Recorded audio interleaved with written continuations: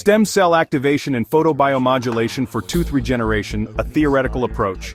Concept developed by Kadir Karatipi. One of the key regulators behind this limitation is a protein called USAG1. It suppresses the WNT and BMP signaling pathways, acting as a biological brake against the formation of a third dentition. If this brake is removed, or if WNT and BMP pathways are reactivated, dormant stem cells in the jaw may awaken and initiate new tooth germ formation.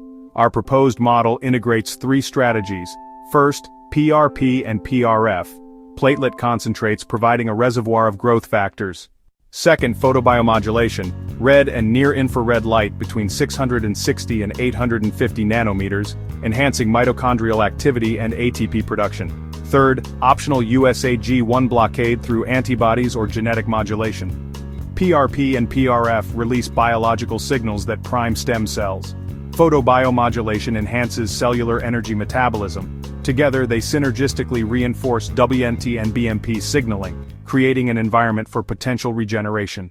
This theoretical model suggests a future where lost teeth may be naturally regrown, offering a biological alternative to dental implants.